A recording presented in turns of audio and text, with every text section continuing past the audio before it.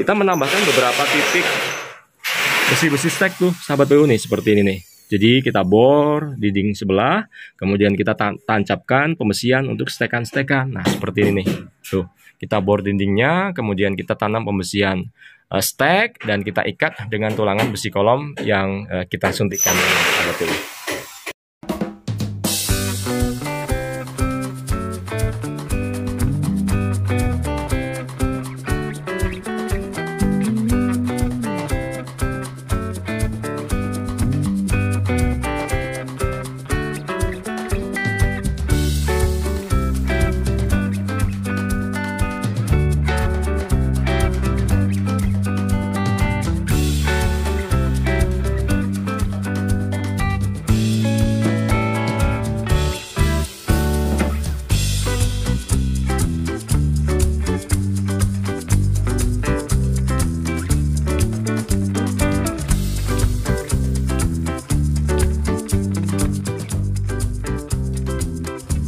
Halo sahabat PU, kembali di channel Nugroho PU, channel yang membahas tentang bangun rumah dan renovasi rumah. Semangat membangun untuk sahabat PU semua. Saat ini saya sedang berada di lokasi proyek renovasi rumah 1 lantai yang dijadikan rumah 2 lantai. Progres yang sedang berlangsung masih berlanjut juga untuk pekerjaan pembongkaran sampai ke pembongkaran bagian atap, dan pekerjaan suntikan kolomnya juga sudah rampung 100%. Kami mau membahas pekerjaan kolom. Ada beberapa hal yang mau saya sampaikan di sini, sahabat PU. Kolom itu adalah sebuah struktur vertikal yang bahasa umumnya atau dapat kita sebut gampangnya adalah tiangnya rumah gitu ya. Jadi kolom itu dalam hal ini pakai struktur beton bertulang. Struktur beton yang di dalamnya terdapat isian tulangan atau besi-besi beton seperti ini. Dan di dalam sebuah kolom itu ada yang namanya kolom struktur dan ada yang namanya kolom praktis. Ya. Jadi kolom struktur itu adalah struktur utama yang menyangga konstruksi di dalam sebuah bangunan ya sahabat PU ya.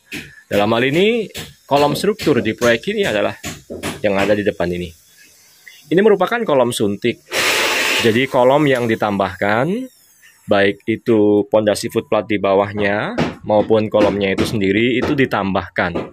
Sebenarnya dalam membangun sebuah rumah, kolom itu dibangun bersamaan pula ya dengan pekerjaan dindingnya, atau malah lebih duluan strukturnya dibangun dulu, baru nanti sekat-sekat dindingnya menyusul. Berhubung ini pekerjaan renovasi, maka kolomnya disuntik, ditambahkan untuk menyangga beban konstruksi rumah 2 lantai. Karena existingnya rumah ini hanya didesain strukturnya untuk rumah 1 lantai.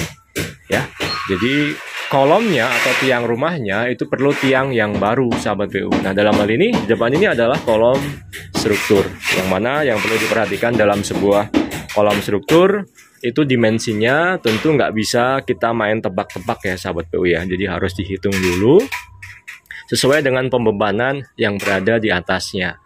Nah, dalam hal ini untuk pengecoran atau material beton kolom di depan ini itu pakai material beton side mix atau material campuran beton yang dibikin sendiri di lokasi. Bisa pakai adukan manual dengan cangkul atau sekop, bisa juga pakai molen sahabat PU. Kalau ready mix yang kita cukup telepon kemudian datang berikut juga dengan mobil molennya, itu namanya ready mix sahabat PU. Belum lama ini kami bongkar begestingnya, walaupun sebenarnya umurnya masih belum cukup sahabat PU. Kita bisa lihat warna dari konstruksi beton kita ini masih berupa abu tua ya. Ini masih belum matang. Jadi kolom ini walaupun sudah dibongkar begestingnya, namun tidak boleh dibebani terlebih dahulu.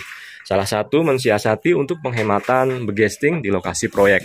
Kalau yang sudah matang, ini ada contohnya nih. Nah, kolom yang ada di depan ini sahabat PU, nah yang ini warnanya abu muda, ini menandakan bahwa dia sudah benar-benar matang atau lebih dari 28 hari untuk kolom yang ada di depan ini. Kemarin untuk begestingnya ini kan kita pindah-pindah cor kolom di titik ini dulu, misalnya kolom ini udah kering kita geser ke titik yang ada di depan. Nah gitu, salah satu cara mensiasati supaya begesting kita bisa hemat. Kemudian di dalam kolom yang struktur yang ada di depan ini itu terdapat pembesian tulangan utama. Tuh kelihatan sahabat PU ini ya. Ada 6 tulangan utama sahabat PU ya. Kemudian tentu di dalamnya juga terdapat isian besi tulangan bagel yang bahasan lengkapnya mengenai kolom di depan ini dapat sahabat PU simak di koleksi video saya. Dan di sebelahnya ini terlihat nih. Terlihat ada pipa air kotor. Ini nanti saya peruntukkan untuk aliran pipa dari dak lantai yang ada di atas kolom sahabat PU ya. Nah, catatannya bahwa pipa tersebut itu jangan diletakkan di dalam bagel atau di dalam kolom utama. Namun baiknya dicor di sebelahnya. Jadi adanya pipa PVC tersebut itu tidak mengganggu atau tidak mengurangi konstruksi dari kolom struktur yang ada di depan ini, sahabat PU. Kolom struktur. Berikutnya ada yang namanya kolom praktis. Dalam hal ini kolom praktis kita belum dicor ya. Kolom praktis itu bisa sahabat PU pakai untuk membangun konstruksi rumah satu lantai. Jadi kalau ada yang tanya, Pak, saya mau bangun rumah satu lantai pakai struktur praktis, bisa nggak? Bisa ya. Jadi kolomnya, slope-nya, baloknya itu pakai pembesian praktis seperti ini bisa ya. Dalam hal ini kami pakai 4 diameter 8, 1, 2, 3, 4 diameter 8 polos, dan bagelnya pun kita pakai diameter 8. Sebenarnya bagelnya ini pakai diameter 6 pun sudah cukup sahabat PU. Kita beri jarak di 25 cm-an ya. Sebenarnya lebih dari itu pun sudah cukup jika itu adalah kolom praktis saja.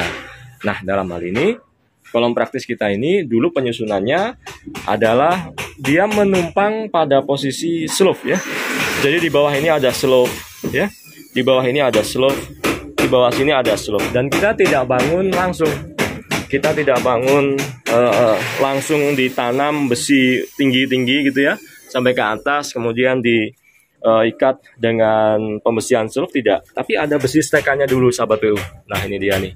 Di sini terlihat ada 4 besi potongan, 1, 2, 3, 4. Nah, besi potongan inilah yang terhubung dengan pembesian slope. Jadi pembesian kolomnya cukup kita sambung dengan 4 besi stekan tersebut sahabat PU ya, seperti itu. Kolom praktis, dan ini juga kolom praktis suntikan. Nanti kita akan cor menempel di dinding existing. Maka dinding existingnya itu kita beri guratan-guratan, kita chipping supaya nanti beton kita bisa merekat dengan dinding existing dengan baik sahabat PU. Ada juga kita menambahkan beberapa titik besi-besi stek tuh sahabat PU nih, seperti ini nih. Jadi kita bor dinding sebelah, kemudian kita tancapkan pembesian untuk stekan-stekan. Nah, seperti ini nih. Tuh, kita bor dindingnya, kemudian kita tanam pembesian stek, dan kita ikat dengan tulangan besi kolom yang kita suntikkan. Baik, saya pikir demikian yang dapat saya bagikan, sedikit bahasan mengenai kolom praktis dan juga kolom struktur di proyek renovasi rumah satu lantai yang dijadikan rumah 2 lantai ini. Semoga menginspirasi sahabat PU semangat membangun.